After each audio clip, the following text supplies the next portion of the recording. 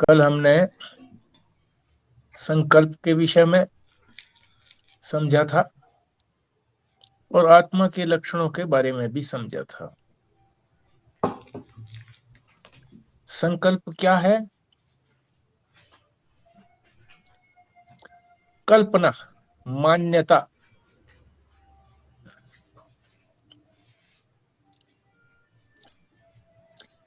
जैसे इसको किसी को हमने मैं मान लिया।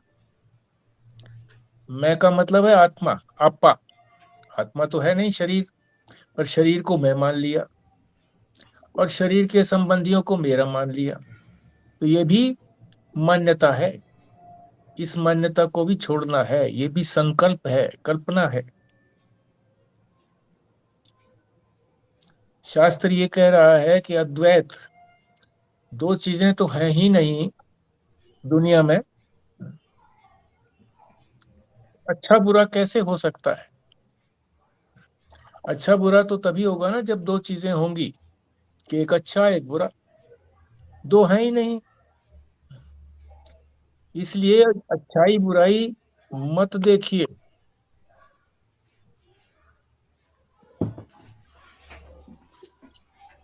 इसी नारायण। से नारायण, इसी से राग द्वेष होता है। बाहर की वस्तुओं में भी राग और द्वेष होता है, अंदर की वस्तुओं में भी राग और द्वेष होता है। अंदर की वस्तुएं कौन सी हैं? हमारी जो मन के अंदर, अंतःकरण के अंदर है।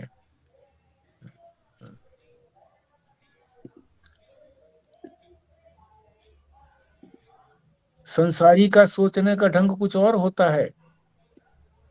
वो सोचता है कि जो मेरे मन को अच्छी लगे वो अच्छी, और मन को अच्छी ना लगे वो बुरी। और शास्त्र ये कहता है कि जो मन को अच्छी नहीं लगती है वो भी हमारे कल्याण के लिए ही हमारे सामने प्रस्तुत हुई है, जिससे हमको वैराग्य होता है।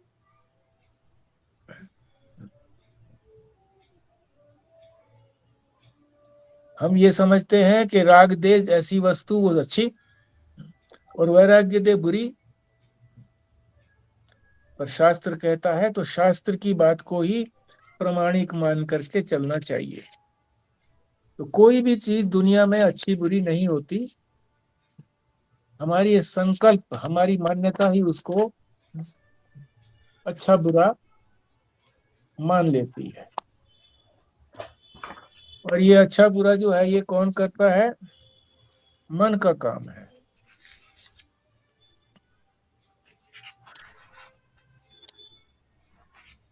तो ये संकल्प के बारे में बात हुई थी कल। फिर आत्मा के बारे में भी बताया था। सबसे बड़ी जो बात बताई थी कि किसी को भी मरने का अनुभव नहीं होता।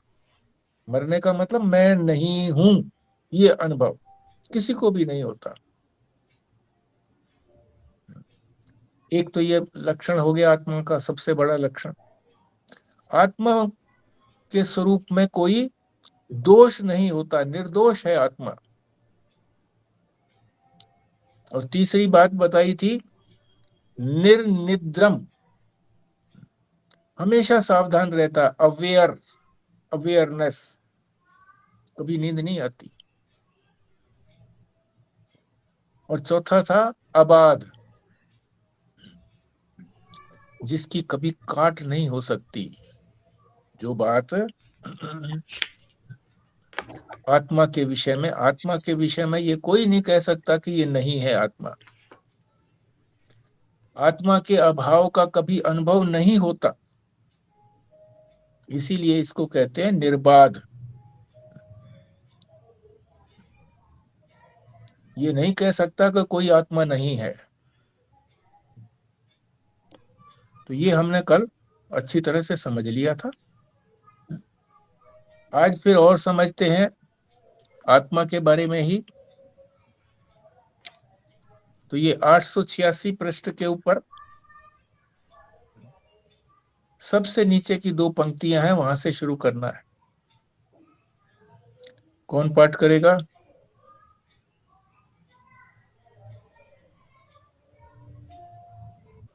मैं करूं? करिए।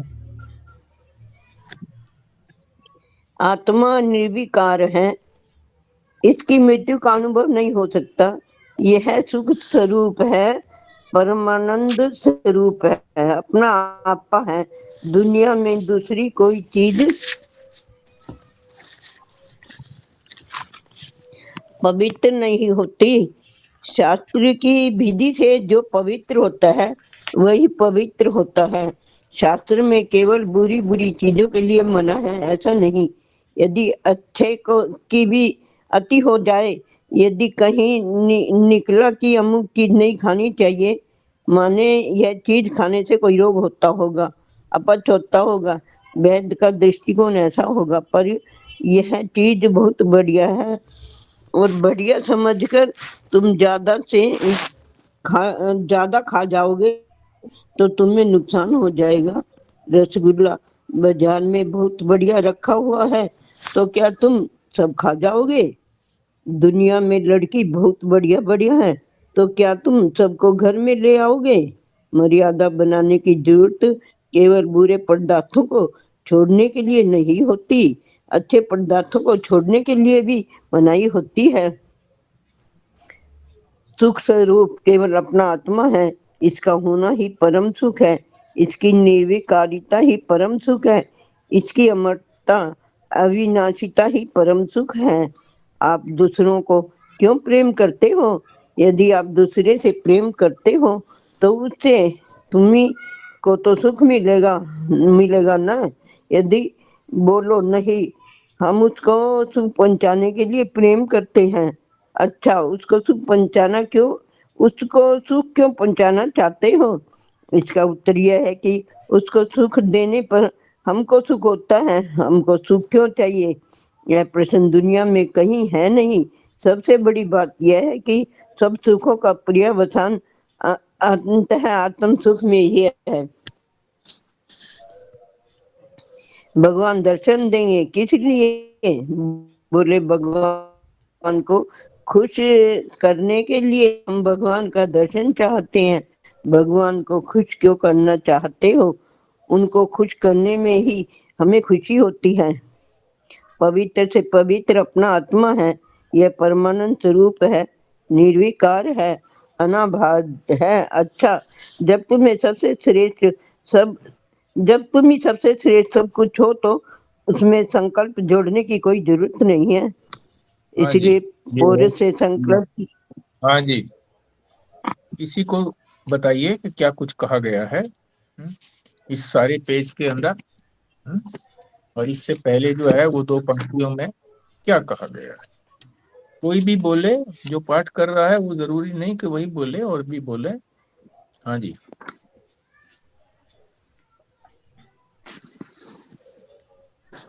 सबसे एक अच्छी बात जो मुझे इसमें लगी वो तो ये लगी कि इन्होंने बोला कि शास्त्र में बुरी चीजों को खाने के लिए मना नहीं किया, मतलब बुरी चीजों को यूज करने या खाने के लिए, बल्कि जो अच्छी चीजें हैं उनको भी मना किया गया है।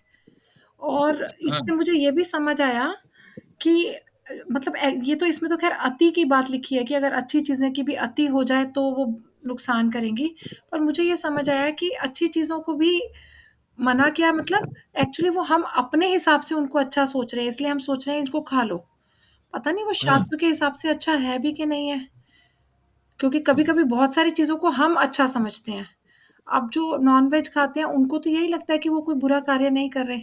वो तो उसको अच्छा हम्म। समझ के ही खा रहे हैं, चाहे वो शरीर के लिए अच्छा है या किसी और चीज़ के लिए अच्छा है। और वो बहुत सारी जगह के उदाहरण भी ले आते हैं कि ये इसलिए खाना ज़रूरी है या यहाँ पर लिखा है या हमारे रीजन में ऐसा होता है। पर वो एक पर्सनल मतलब संकल्प बोल सकते हो या हमारी मान्यता हो सकती है। पर शास्त्र क्या कहता है ये लोगों को पता भी नहीं है कि कौ क्या अच्छा है, क्या बुरा है, और ये सारी चीज़ें अच्छा-बुरा जो है ये सापेक्षिक है। तो ये मुझे थोड़ा-सा समझ आई इसमें बात। ठीक बात है। और भी कोई बोले, इसमें तो कई शब्द दिए गए हैं आत्मा के लक्षण के बारे में। आत्मा निर्विकार है, आत्मा हम्म। निर्विकार है। निर्विकार इसलिए किसी को भी अपनी मृत्यु का अनुभव नहीं होता। जब हम्म। शरीर को छोड़ के जाते तो उसको अपनी मृत्यु अनुभव नहीं होती, वो सब भूल जाता है, कोमा में आ जाता, वो कुछ समझ में नहीं आता।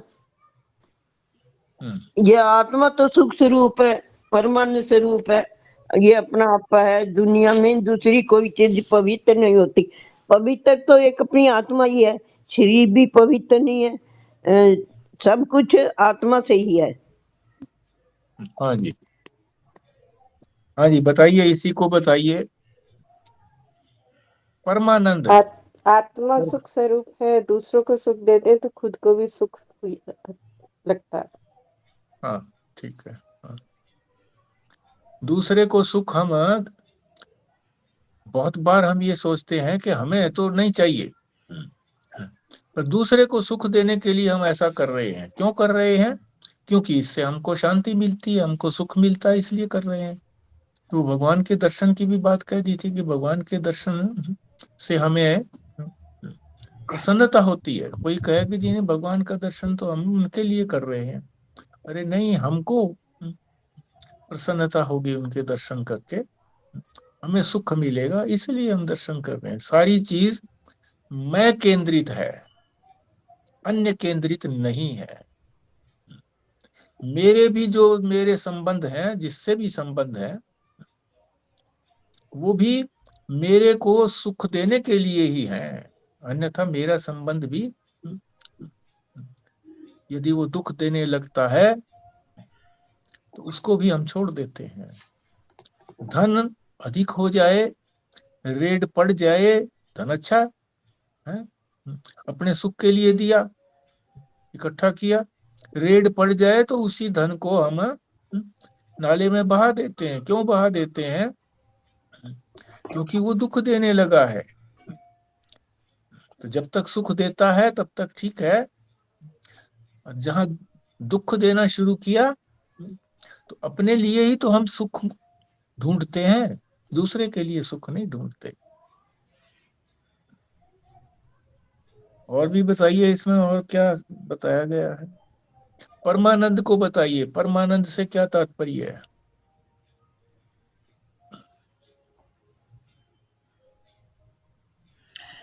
ये ना परम आनंद है। आत्मा बाकी अखंड चीज, आनंद का, आत्मा अखंड आनंद का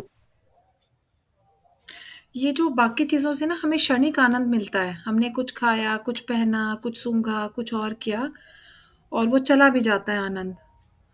तो मतलब वो थोड़ी देर के लिए था, पर ये जो है परम आनंद है, हमेशा रहने वाला है। अगर एक बार हमें ज्ञान की प्राप्ति हो गई तो ये हमेशा हमारे साथ रहने वाला है।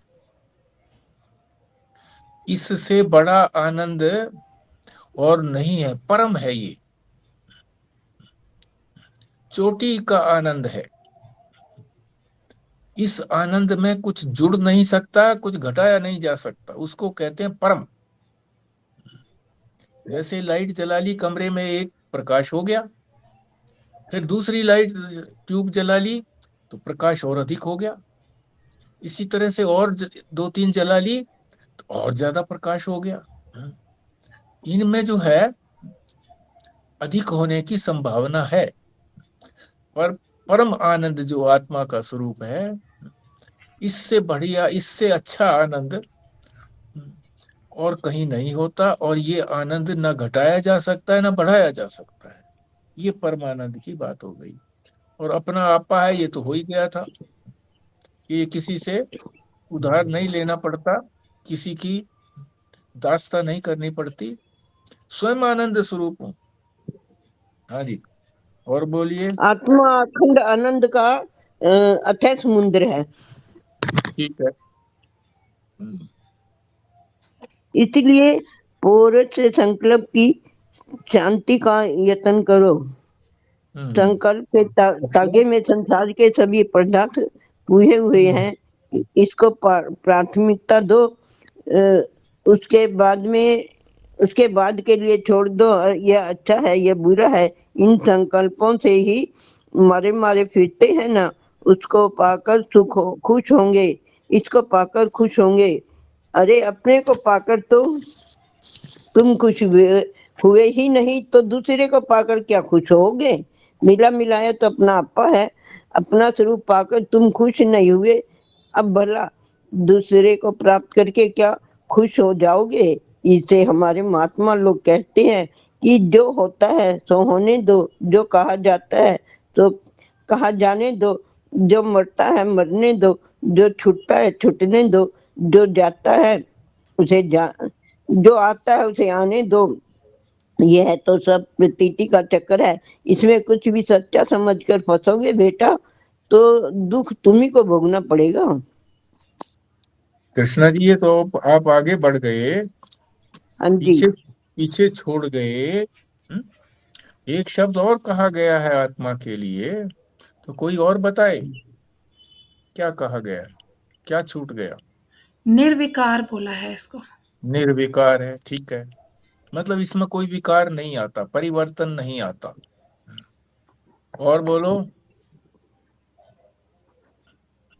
अनाबाध है।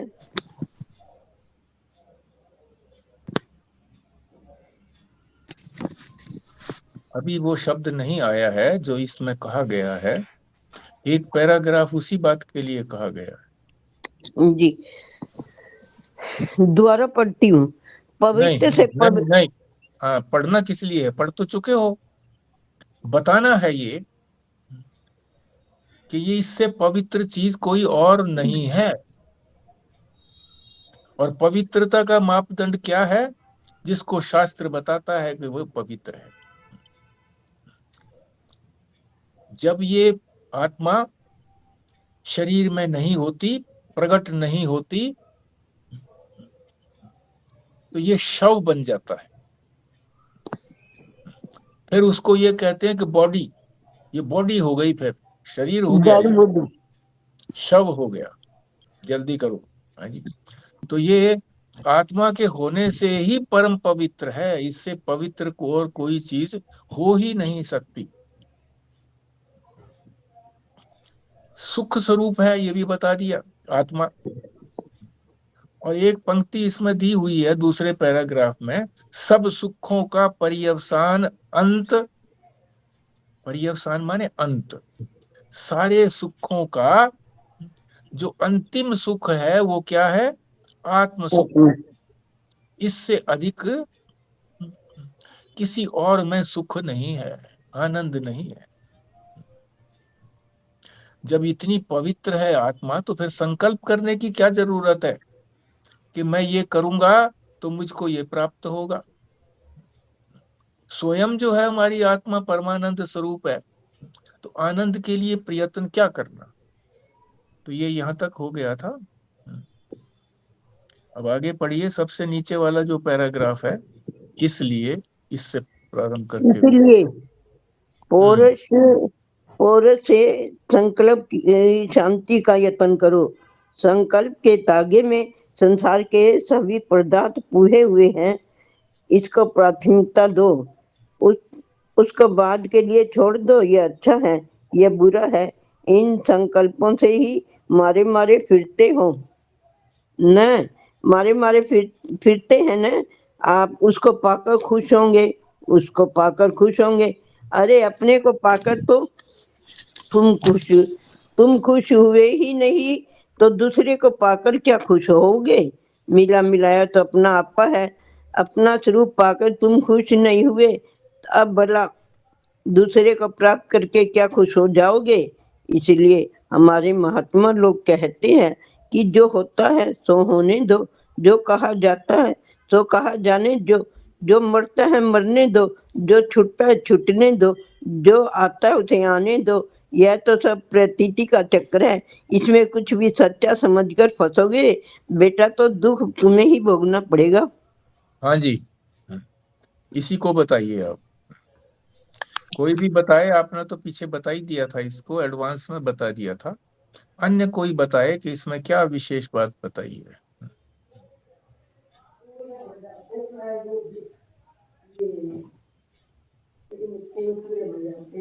म्यूट कर लो कृष्णा जी। जब बोलना होगा तब इसको ऑन कर देना, अभी तो म्यूट रखो। हाँ जी, बोलिए, कौन बोलता है? हमें साक्षी भाव से रहना चाहिए, देखते रहो कि क्या हो रहा है, कोई रिएक्शन नहीं, और अच्छा बुरा, कौन आ रहा है जा रहा है, कौन जन्म है कौन मृत्यु है, मतलब हमें निर्लिप्त होके रहना है।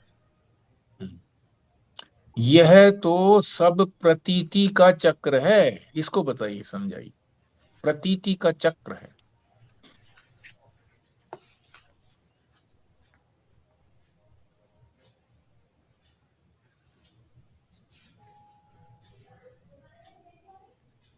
ये तो सिर्फ प्रतीत हो रहा है, जैसे स्वप्न हम्म हमें आता है, हमें उस टाइम सच्चा लगता है, पर वो सच्चा तो होता नहीं, जैसे ही हमारी जाग खुलती है तो वो चला हम्म। जाता है।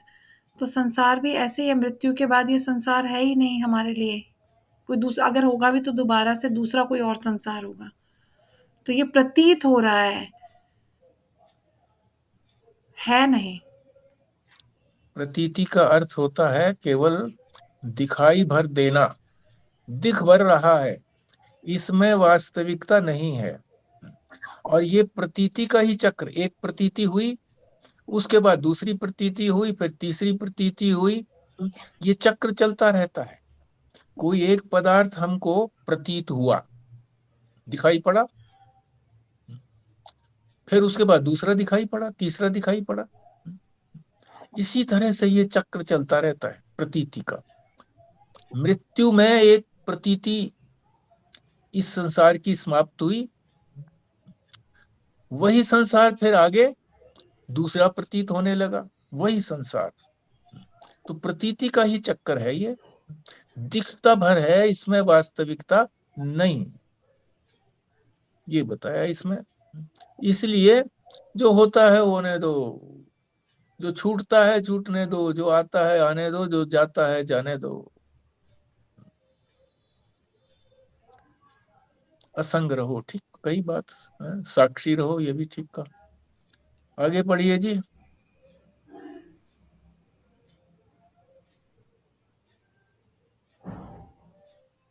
हाँ जी, कृष्णा जी।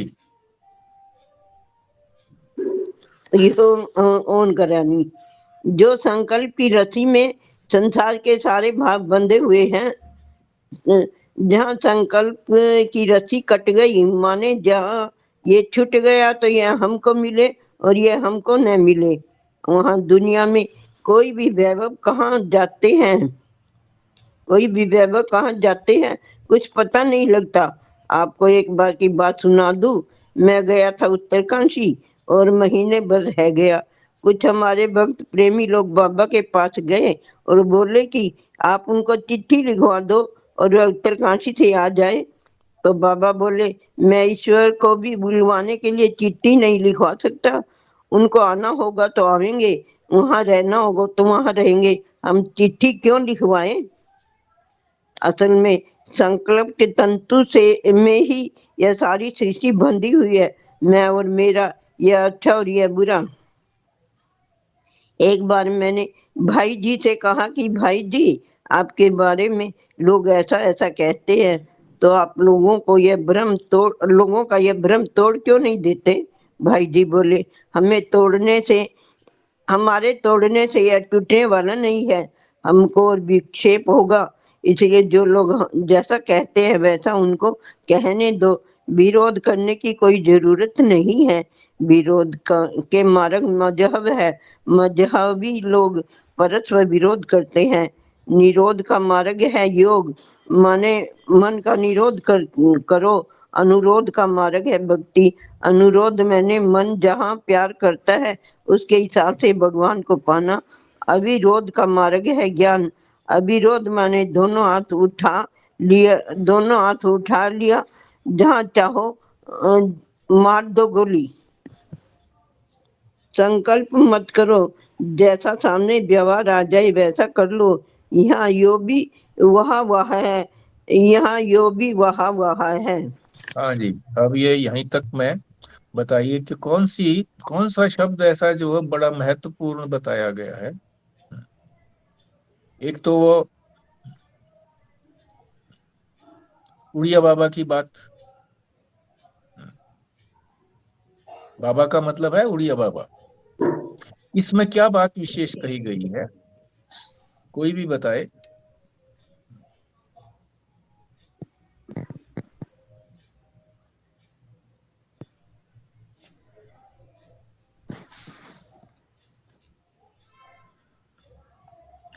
ये इसमें तो उड़िया बाबा की कहानी में तो यही बताया गया है कि हमें निर्लिप्त रहना चाहिए, जिसका मन करे वो आ जाए, जिसका ना करे ना आए। ये तो ऊपर वाली बात को ही बताया गया है।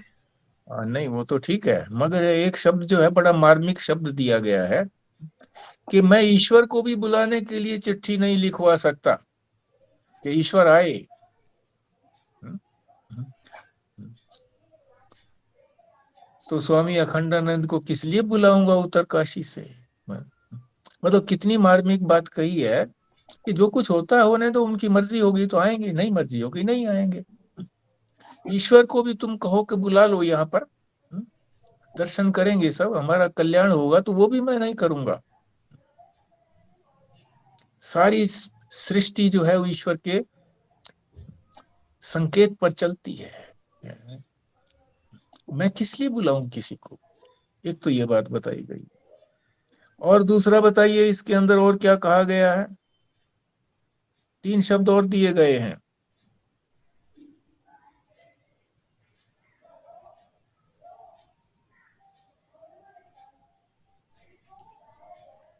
आप इसी पैराग्राफ में कह रहे हो? इसी में जो अभी तक पढ़ा है हमने, इसी पृष्ठ के ऊपर। एक तो भाई जी ने कही थी बात, तो वो भाई जी की बात तो हो गई कि भी ठीक है, मैं क्यों किसी को जो कहते हैं जो कहने दो, है जी, मुझे खामखा का विक्षेप किस लिए करना। उसके बाद जो कहा गया है कि ये विभिन्न जो मत हैं, योग मत है, भक्ति मत है, ज्ञान मत है, इनके बारे में क्या विशेष बात बताई गई है, उसको स्पष्ट करो। ये ना 3 सेंटेंस है। एक तो ये है विरोध के मार्ग पर मजहब है, हम्म और दूसरा ये है निरोध का मार्ग योग है, हम्म और अनुरोध का मार्ग है भक्ति, हम्म और अविरोध का मार्ग है ज्ञान। हम्म ये 4 सेंटेंस है।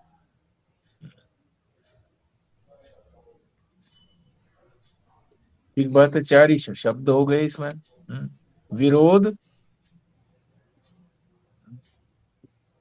निरोध, अनुरोध और अविरोध, इन्हीं को स्पष्ट करो। विरोध, चारों को स्पष्ट करिए।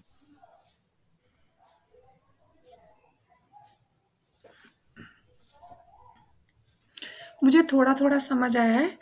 जैसे इसमें कहते हैं विरोध का मार्ग मजहब है, मतलब सारे मजहब जो है ना अपने-अपने बिल्कुल उनके साथ स्टिक कर जाते हैं कि मेरे मजहब में ये चीज़ है, मेरे में ये है, मेरे में ये है। तो उनको यही लगता है, विरोध हम्म करते हैं एक-दूसरे का कि तुम्हारे में तो ये है, मेरे में ये नहीं है, क्योंकि सबकी अपनी-अपनी धारणाएँ हैं। ठीक है। और दूसरा जैसे इन्होंने बताया निरोध का मार्ग, निरो 1 सेकंड। हाँ जी, क्या कह रहे हो? हाँ, हाँ। हाँ, हाँ।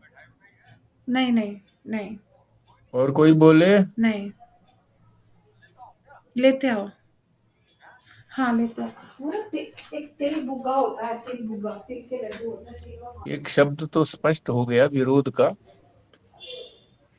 कि जो मजहब है अलग अलग धर्मों के अपने अपने धर्म को श्रेष्ठ मानते हैं, दूसरे के धर्म को कहते हैं ये कुछ नहीं है। ठीक है। और बताइए आगे फिर, ये योग, भक्ति, ज्ञान। ये जो इसमें जो है ना निरोध का मार्ग योग है। योग में तो सब कुछ छोड़ना पड़ता है। इसको बोल दिया निरोध। नहीं नहीं। नहीं, ये मतलब नहीं है।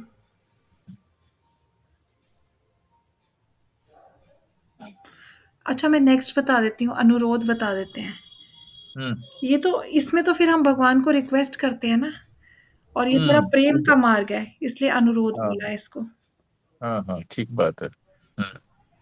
और ज्ञान में तो कोई ना विरोध है, ना कुछ और है, कुछ भी नहीं है। उसमें तो हम्म वो कहते हैं जैसे जो भी चीज़ है वो उसकी वस्तु को ऐसे ही जानना होता है जैसी वो है। अब हमने उसको जान लिया तो उसके बाद हमें कुछ फ़र्क ही नहीं पड़ रहा, क्योंकि अब तो हमें ज्ञान की प्राप्ति हो गई, पता लग गया कि क्या आत्मा है और क्या ईश्वर है और क्या संसार है। तो फिर उसमें तो ना विरोध है, ना अविरोध है, कुछ भी नहीं है। अविरोध मतलब विरोध नहीं है, हम किसी का भी विरोध नहीं करते। योग भी ठीक है, भक्ति भी ठीक है। योग का मार्ग का क्या अर्थ हो गया? निरोध, रोकना। योग के अंदर चित्त वृत्ति निरोध ऐसा कहा है योग के अंदर, कि अपने चित्त वृत्ति को, मन को संयम में करो, रोको, उसको कहा है निरोध। और ये अनुरोध का तो बता ही दिया कि परमात्मा को हम प्रार्थना करते हैं कि दर्शन दे। और अविरोध का अर्थ है ज्ञान में ये भी ठीक है, ये भी ठीक है, किसी चीज को ठीक नहीं कह सकते। केवल आत्मा के अतिरिक्त कोई चीज को हम निश्चित रूप से नहीं कह सकते कि ये ठीक है, ये गलत है, नहीं कह सकते। कोई विरोध नहीं है इसमें, ज्ञान में अविरोध। तो ये शब्द जो है बड़े अच्छे हैं, बात को स्पष्ट कर देते हैं। विरोध, अनुरोध, विरोध, निरोध, अनुरोध और ज्ञान, अविरोध, चार हो गए। विरोध, निरोध, अनुरोध और अविरोध। कोई विरोध नहीं किसी तरह का। जैसे कह रहे हैं कि भाई जैसा व्यवहार आए वैसा करो। हाँ अविरोध जी, का मतलब आत्मसमर्पण ही है क्या? है आत्म अविरोध का मतलब आत्मसमर्पण।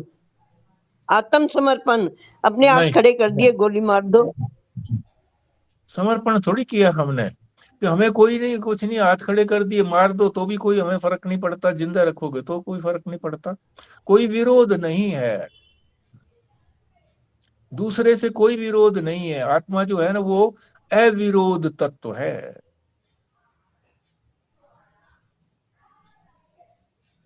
यूं भी वाह वाह है, यूं भी वाह वाह है। आगे चलिए।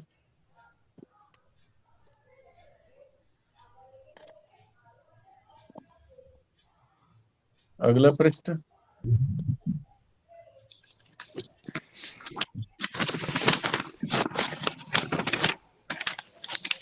ये लास्ट का पृष्ठ है। हम्म रज्जव रोशन कीजिए, कोई कहे क्यों ही, हंस के उत्तर दीजिए हाँ बाबा यूं ही। हम्म अपने मन बोलो। अपने मन में कल्पनाएं ठूस दी गई है, ये अच्छा और वह बुरा, इसको निकालने वाला महात्मा चाहिए। जो सिद्ध जीवन मुक्त पुरुष नहीं है, वह अपने मन में ठूसी हुई कल्पनाओं को निकाल ही नहीं सकता। महात्मा इस संसार के संपूर्ण अध्यारोप अपवाद से विनिर्मुक्त है। सबसे मिलिए, सबसे जुलिए, सबका लीजिए नाम, हाँ जी करते रहिए बैठे अपनी ठाव। दूसरे को अपने मन से चलना दूसरे को अपने मन से चलाना चाहोगे तब भी तकलीफ होगी, और दूसरे के मन से चलना चाहोगे तब भी तकलीफ होगी। इसलिए ताप कला को बिल्कुल मिटा देना चाहिए। जहाँ संकल्प का जाल टूटा वहां तो भ्रमता ही भ्रमता है। माने अपने ही संकल्प से अपने आप को बांध कर मनुष्य जीव हो जाता है। जैसे हम परमात्मा को समझते हैं, पीछे से अध्यारोपित अध्यक्ष ठूसी हुई बातें जिन्हें हमारे मन बुद्धि पर थोपा गया है, उनको छोड़कर सत्य का साक्षात्कार करो और अपने मन के विकल्प दुविधा ऐसा कि वैसा को दूर भगा दो और अद्वितीय पद का अनुभव करो। इसी से परम सुख की प्राप्ति होती है। चित्त वृत्ति को ऐसी कर दो जैसी सोई हुई हो। हाँ जी, इसका बताइए अब तक क्या कहा है।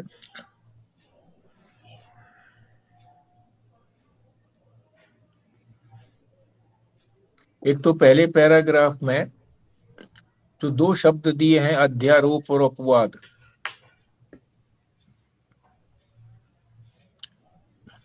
महात्मा में ये नहीं होते।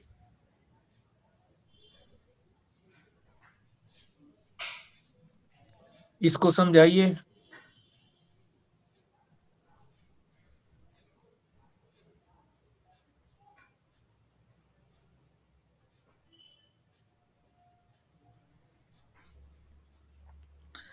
ये जो हमने अपने ऊपर अहंकार का एक चढ़ा लिया है कि हम जीव हैं, हम आत्मा नहीं है, हम चेतन नहीं है, इसको अध्यारोप कहते हैं। जो हम नहीं है वो हमने अपने ऊपर चढ़ा लिया।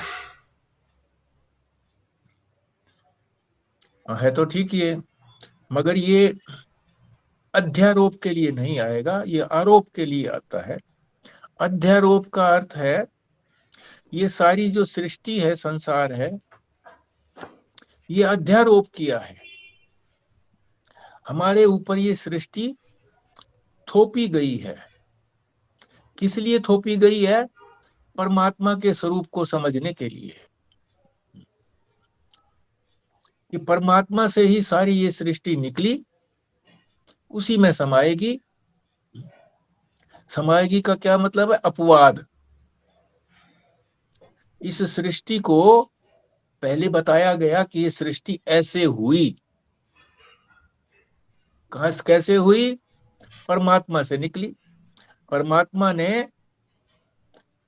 अज्ञान से, यानी अपनी माया से, ईश्वर को अज्ञान तो है नहीं, पर अपनी माया से उसने इस सारी सृष्टि को, पंचभूतों को बनाया, और पंचभूतों से ये सारी सृष्टि बनी।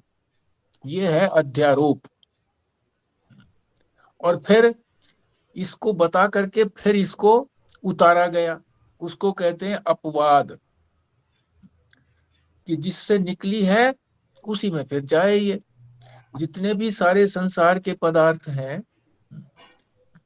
ये पांच भूतों वाले हैं, पांच भूतों से अतिरिक्त नहीं है। तो इसका क्या मतलब हो गया? पदार्थ नहीं है, केवल पांच भूत ही हैं। और पांच भूत किससे बने हैं? माया से बने हैं। तो माया से अतिरिक्त ये पांच भूत भी नहीं है। और माया ब्रह्म से अतिरिक्त नहीं है। ब्रह्म ने ही माया की उपाधि धारण करके ईश्वर का रूप लिया, और उसी ने पंचभूतों का निर्माण किया, और पांच भूतों से फिर सारे पदार्थ बने। ये हमारे ऊपर एक थोपा गया। किस लिए थोपा गया? कि हम ये शुरू में ही कह दें सिद्धांत कि परमात्मा के अतिरिक्त कुछ है ही नहीं, तो हम यही कहेंगे ये सारा संसार है तो सही। कैसे नहीं है? आप कैसे नकार रहे उसको? तो फिर शास्त्र कहता है हाँ ठीक है, तुम्हारी बात ठीक है, ये है, मगर इसको समझो कि निकला कहां से है, किसने बनाया ये। तो महात्मा कई बार ये भी पूछते हैं कि भाई ये संसार किसने बनाया। किसी ने सवाल पूछा उड़िया बाबा जी से कि ये संसार परमात्मा ने बनाया, इसका क्या प्रमाण है? तो उन्होंने कहा हाँ बताओ, तुमने बनाया? बोले नहीं बनाया। तुम्हारे पिताजी ने? बोले उसने भी नहीं बनाया। दादा ने? उन्होंने भी नहीं बनाया। तो फिर परमात्मा ने ही तो बनाया, इसको बनाया। तो परमात्मा ने बनाया यानी उससे निकला, और ये सारा पसारा हो गया। और इस सारे पसारे को फिर उसके अंदर लीन भी करना है। सारे पदार्थों को पांच भूत से अलग मत समझो, पांच ही भूत हैं सारे पंचीकरण किए हुए। फिर वो जो पंचीकृत निकले हैं वो किससे निकले हैं? सूक्ष्म पंच महाभूतों से निकले हैं। वो भी पंच महाभूत है पर सूक्ष्म है। और सूक्ष्म पंच महाभूत किससे बने हैं? माया से। और माया जो है वो किसने, माया का प्रयोग किसने किया? परमात्मा ने। तो उसी में लीन कर दिया इसको। तो पहले इसको थोपा ताकि हमको ये समझ में आ जाए कि हाँ ठीक है, जो आपकी मान्यता है, हमारी जो मान्यता है, उसको आपने स्वीकार कर लिया। मगर फिर उसको ये भी बताया कि ये उससे अलग नहीं है, ये सब उसी में है। ये केवल प्रतीति मात्र है, दिखते भर है नहीं। माया की चीज में वास्तविकता नहीं होती, केवल दिखती भर है। जादूगर दिखाता है ना, कितनी सारी चीजें दिखाता है, उसमें कोई असलियत तो होती नहीं है, दिखा भर देता है बस। इसको कहते हैं अध्यारोप और अपवाद। हमारे पर मैल चढ़ा हुआ है, अब मैल को कैसे उतारें? वैसे तो उतरता नहीं है, जल से बहुत चिढ़ा हो गया है? तवे की कालिख लग गई है, और लग गई है अनेकों वर्षों से, मान्यताएं हमारे अंदर आ गई हैं। अब उसको कैसे उतारेंगे? साबुन से। साबुन लगाया, अरे क्यों लगाया साबुन? पहले ही मैल चढ़ा हुआ था, एक मैल और चढ़ा दिया आपने। तो कहेंगे नहीं, ये इसीलिए चढ़ाया है कि फिर हम इसको उतारेंगे तो ये भी उतर जाएगा, सारा मैल भी उतर जाएगा इसके साथ। इसको कहते हैं अध्यारोप और अपवाद। और जो महात्मा है जिन्होंने अपने स्वरूप को जान लिया है, वो ये कहते हैं कि सृष्टि है ही नहीं, और है ही नहीं तो फिर इसका अपवाद भी क्या करना है। इसीलिए कहा है अध्यारोप और अपवाद से विनिर्मुक्त है। न तो ये समझता कि अध्यारोप है, न समझता कि अपवाद किया गया इसका। है ही नहीं सृष्टि, तो क्या इसका अध्यारोप होगा, क्या अपवाद होगा? एक ये बात कही गई है। और दूसरी बात इस पैराग्राफ में जो सबसे नीचे वाला है, इसमें क्या कही गई है, ये भी बात बताइए।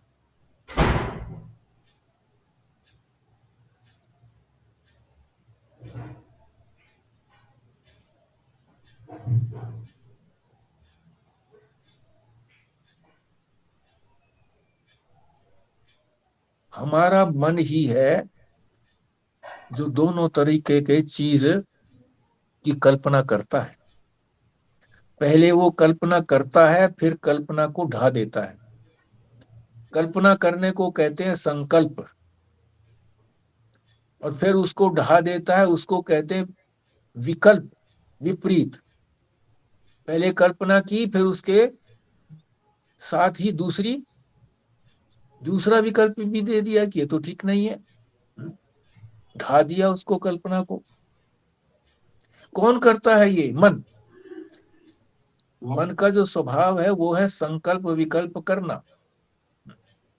कोई मन में कल्पना आएगी, उस कल्पना को ढा देगा, यही करता रहता है वो। निश्चय तो करता नहीं है। मन जो है वो निश्चयात्मिका नहीं है, बुद्धि निश्चयात्मिका है। मन जो है वो बुद्धि के सामने प्रस्तुत कर देता है कि ये दो पक्ष हैं। मेरा तो स्वभाव यही है कि मैं हर एक चीज के दो पक्ष प्रस्तुत कर देता हूं। आप निर्णय करिए, तो बुद्धि निर्णय करती है कि ये ठीक है। किसके अनुसार करती है? शास्त्र के अनुसार। जो बुद्धि शास्त्र से संस्कारित हो चुकी है, वो निर्णय करती है, और निर्णय को फिर पक्का करते हैं, फिर उसमें विकल्प नहीं होता, दुविधा नहीं रहती मन में। जब मन के अंदर ही संकल्प विकल्प रहता है, तब तो होती है दुविधा कि ये ठीक है या ये ठीक है। बुद्धि में पहुंचने के बाद फिर वो विकल्प नहीं रहता, अल्टरनेटिव नहीं रहता। मन जो है वो तो अल्टरनेटिव प्रस्तुत कर देता है कि ये करोगे या ये करोगे, संकल्प बता दिया क्या करना है। बुद्धि जो है उसको निर्णय कर देती है कि नहीं, अब अल्टरनेटिव नहीं है। तो जब तक हम अपने अंदर ये नहीं सोचेंगे कि अपने मोक्ष की प्राप्ति को के लिए हमने कोई अल्टरनेटिव सोचना है, कि मोक्ष करेंगे, मोक्ष की प्राप्ति करेंगे तो हमको सुख होगा या नहीं होगा, नहीं की बात नहीं है। निश्चय रूप से शास्त्र ने जब कहा है, तो शास्त्र की बात को कोई झुटला नहीं सकता, शास्त्र ही प्रमाणिक है। उसी ने कहा है कि जब आत्मा अपनी ब्रह्मता को जान लेता है कि मैं ब्रह्म ही हूं, तो मोक्ष हो ही जाता है, आनंद स्वरूपता आ ही जाती है, सारे संसार के दुखों की निवृत्ति हो ही जाती है। अल्टरनेटिव ना रखें, परमार्थ के मार्ग में अल्टरनेटिव ना रखें। संसार के पदार्थों के अंदर तो अल्टरनेटिव है, और कोई भी अल्टरनेटिव हो उसको स्वीकार कर लो। ऐसे कर दिया बच्चों ने, ऐसे भी ठीक है, दूसरे ढंग से कर दिया तो भी ठीक है, क्योंकि उससे कोई लंबा चौड़ा हमारा कोई नुकसान नहीं होता है।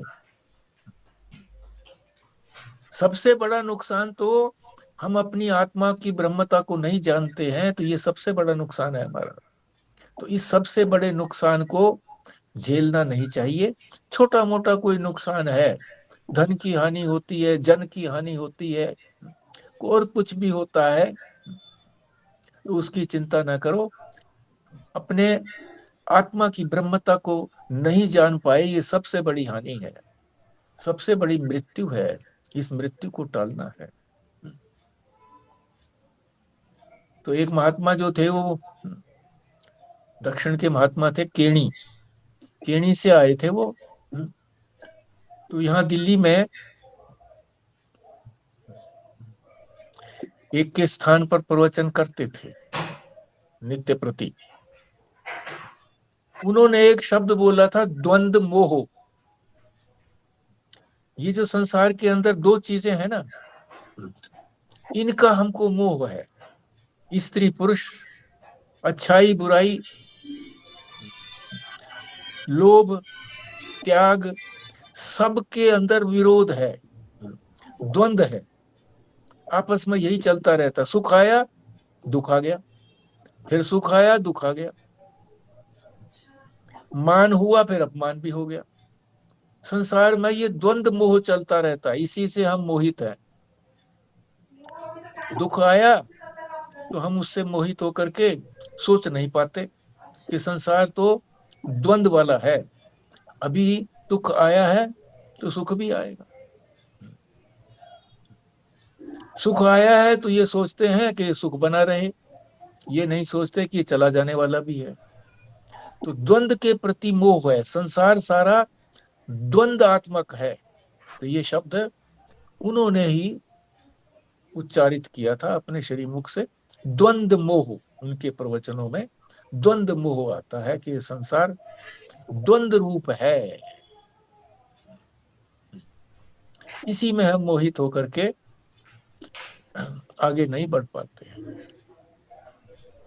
और फिर बाद में ये कहा है, अंतिम जो वाक्य है, चित्तवृत्ति यानी मन को ऐसा कर दो जैसे सोई हुई हो। यानी मन जैसे सुषुप्ति के अंदर गहरी नींद में सोया हुआ होता है, कुछ भी हो जाए। गोदरेज की अलमारी में हमने अपने नोटों के बंडल, गहने वगैरह रखे हुए हैं लॉकर में अपने अलमारी के अंदर ही, और चाबी अपने सिरहाने रख ली, तो मन सोया हुआ है गहरी नींद में, कुछ पता ही नहीं लगता। किसी ने चाबी निकाल ली, लॉकर में से गहने धन निकाल लिया। ऐसे बने रहो, हानि लाभ कुछ नहीं है। हानि लाभ जिसको हम सोचते हैं वो नेग्लिजिबल है, नाम मात्र के लिए है, कहने भर को लिए है नहीं। तो अपने मन को इस तरह से बना लो, जैसा होता है होने दो, फक्कड़। दुनिया में कोई नुकसान होने नहीं जा रहा है। नुकसान तो सबसे बड़ा, अपने परमार्थ में आगे नहीं बढ़ेंगे तो ये सबसे बड़ा नुकसान है। तो ये हमारा जो उत्तरकांड के अंदर कुश के प्रश्नों का उत्तर महर्षि वाल्मीकि ने दिया, उसका आज संपूर्ण हो गया।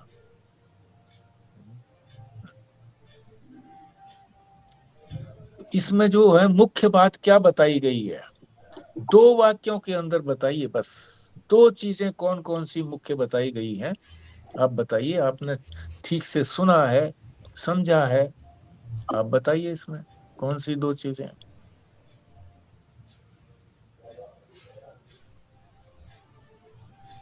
इसमें आत्मा का स्वरूप और बंधन और मोक्ष के बारे में। बंधन और मोक्ष किससे होता है? संकल्प जो हम संकल्प से।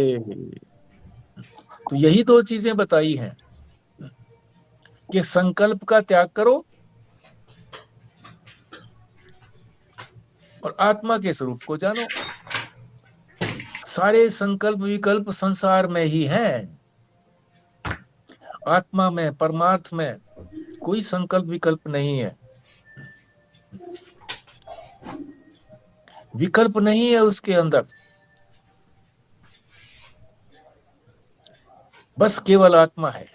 तो ये दो शब्दों के ऊपर विशेष रूप से महर्षि वाल्मीकि ने कुछ को समझाया है कि संकल्प का त्याग करो और आत्मा के स्वरूप का ज्ञान करो। तो आत्मा के स्वरूप के बारे में बहुत सी बातें बताई हैं, आपको मालूम ही है। सबको संग्रह करके शब्दों को अलग से रख लो। इसी के ऊपर जहां खाली आपको दिखाई देता है पेज, वहां पर इनको लिख लो, आत्मा के स्वरूप ढूंढ ढूंढ करके। और दूसरा संकल्प, संकल्प का त्याग। कोई भी संकल्प मत करो, क्योंकि संकल्प हमेशा जो है वो संसार के लिए होता है, और वो संकल्प जो है वो पूरा हो जाए तो भी कोई हमें लाभ की बात नहीं होती है, और नहीं हो पूरा तो भी हानि नहीं होती है। इसलिए संकल्प को क्यों करते हैं? संकल्प का त्याग करो, जो होता है सो होने दो, बस देखते रहो। ये दो बातें इसमें मुख्य रूप से बताई हैं महर्षि वाल्मीकि जी ने। तो इनको अपने अंदर हमको इम्बाइब करना चाहिए, अपने अंदर हमको जिस अंश में, जिस मात्रा में हम इनको अपने में लागू कर सकते हैं वो लागू करें। तो कल से हम विवेक चूड़ामणि, जो आदि गुरु शंकराचार्य के द्वारा रचित है, उन श्लोकों को समझेंगे। बहुत सरल है, कठिनाई नहीं है। और इस पुस्तक में यह विशेषता है कि जो श्लोक दिया गया है उसके अंदर जितने भी शब्द हैं, जुड़े हुए शब्द, अक्षर, उनको जहां वो जुड़े हुए हैं उनको अलग अलग करके उनका उच्चारण भी बताया गया है, और अलग अलग का अर्थ भी बताया गया है। तो अगर हम उसको ठीक से पढ़ भी लेते हैं तो हमें अपने आप ही उसका अर्थ समझ में आ जाएगा, और अर्थ समझ में आ गया उसके ऊपर हम अपने आप चिंतन कर सकते हैं। तो फिर उसमें जो विस्तार से समझाया गया है उसमें कोई विशेष बात नहीं बताई है, बस विशेषता यही है कि श्लोक हैं और उन श्लोकों के जो शब्द हैं उनके अक्षरों को जहां जहां भी वो उस उच्चारण से जुड़ेंगे वो समझाया गया है, बताया गया है। और उसका जो है शब्दार्थ भी जो है 2-4 पंक्तियों के अंदर उसको समझा दिया गया संक्षेप में। इतना तो है उपयोगी। उसके बाद जो कुछ भी उन्होंने अपना दृष्टिकोण बताया है वो समझाने के लिए ही बताया है, तो वो भी आप अगर पढ़ेंगे आपको अच्छा लगेगा तो पढ़िए, नहीं तो इसको भी अगर आप समझ लेंगे श्लोकों को और उनके उच्चारण को ठीक से हम पढ़ पाएंगे तो स्वतः ही अर्थ स्पष्ट होता चला जाएगा। और अर्थ स्पष्ट होना ही बड़ी बात है। जब शब्द अपना अर्थ प्रकट कर देते हैं तो जो शब्द की शक्ति है वो हमारे अंदर घुस जाती है, और फिर हम उसका चिंतन भी कर सकते हैं। तो कल से हम इसको प्रारंभ करेंगे। तो किन किन लोगों ने इस पुस्तक को मंगवा लिया है अपने पास, बताइए। जी मंगवा लिया। मेरा ना पता नहीं, मेरा कोई सॉल्व करे। मैंने उनको लॉगिन किया, वो ईमेल आईडी मांग रहे थे तो उनका मेल ही नहीं आ रहा। बार बार मैं उनको करती हूँ तो वो यही कहते हैं ईमेल सेंट नॉट वेरीफाइड, पर मेरे पास कोई मेल नहीं आ रहा उनका। अच्छा, मेरे मेरे पास को मिल पहले गई से है, है, मेरे को मिल है गई है जी, जी। मेरे पास है पहले से। पहले से ही है। अच्छा, ये इनकी है क्या, चिन्मय मिशन की है क्या?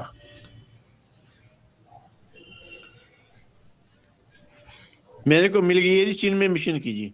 अच्छा, आपको मिल गई है, रेणु भल्ला जी को मिल गई है,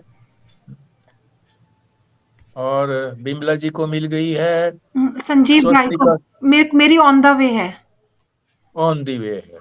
और संजीव कल तक स्वस्तिका जी, मेरे में जैसे आपने मुझे बताया, बट मैं उनको जैसे लॉग इन कर रही हूँ ना, हाँ जैसे पेमेंट के लिए, हाँ वो कोई कंफर्मेशन मेल देते हैं, वो कहते हैं मेल सेंट, ये मतलब फ्लैश होता है ये मैसेज, पर मेरे पास कोई मेल आपने ही नहीं आ रहा कोई बात नहीं, आपने पेमेंट तो नहीं करी ना अभी? है। पेमेंट नहीं करी मैंने। तो फिर आप मेरे को ना अपना एड्रेस भेज देना, मैं आपके एड्रेस पे भिजवा दूंगी, मैं आज ऑर्डर प्लेस कर दूंगी, आप एड्रेस भेज देना मेरे को।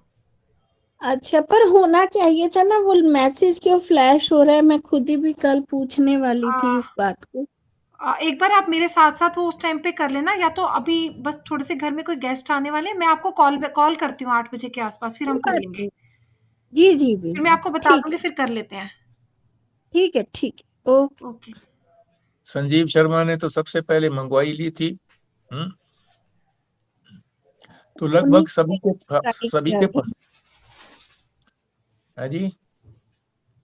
संजीव सभी, भैया ने जो लिंक शेयर किया था उसी से ही परचेज करने के लिए ट्राई किया था। हाँ हाँ ठीक है। हाँ तो वो नहीं, कोई वो कह तो रहे थे ना, थोड़ी सी तो प्रॉब्लम तो आती है वो। तो जो अच्छा जानकार है इस इस जो भी ये नेटवर्क के वो बारे में जो अच्छा जानकार है, वो मंगवा सकता है, कोई दिक्कत की बात नहीं है। मैंने भी उसी लिंक से मंगाई थी। हाँ हाँ ठीक है, लिंक तो ठीक है। जब इनकी भी आ गई, खुराना जी भी मंगवा लिया किसी ढंग से इन्होंने भी। नहीं, लिंक मैंने में भी वैसे ही मंगाया। मेरे में ही कोई प्रॉब्लम हो रही है, शायद मेल में कोई अच्छा, ऐसा हाँ ये हो सकता है। करना नहीं आ रहा ठीक से, ये भी हो सकता है। मैम आप एक काम कर सकते हो, अपना मेल ना डाल के सर का डाल दो या किसी बच्चे का डाल दो, हो सकता है आपका मेल पे ना आ रही हो, कोई और मेल डाल हाँ के देख लो। ठीक है, लेट मी ट्राई करती हूँ। ठीक। कृष्णा जी कह रही है मेरे पास है, और चिन्मय मिशन की है क्या कृष्णा जी आपके पास? क्योंकि इसकी विशेषता यही है चिन्मय मिशन की, कि वो शब्दों के अर्थ को एक एक करके बताया गया है। हाँ जी बोलिए, क्या बोल रही हो? आपने हाथ उठाया ना। मिशन की है मेरे पास, और इसका इसके ऊपर पीला कवर है। अच्छा ठीक है, फिर तो कितनी बड़ी पुस्तक है?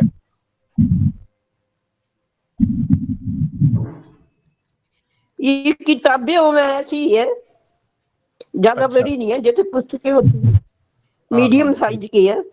हाँ तो ठीक, इसमें वो श्लोक के वो दे रखे हैं क्या, तोड़ तोड़ करके?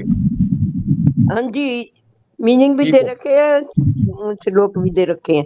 हाँ तो फिर ठीक है। तो लगभग सभी के पास हो गई है, तो कल पुस्तक को सामने वंदना ने रखेंगे। लाके दी थी ये पुस्तक मेरे को, हाँ जी, वंदना ने लाके दी थी पहले जब यहाँ पे रहती थी।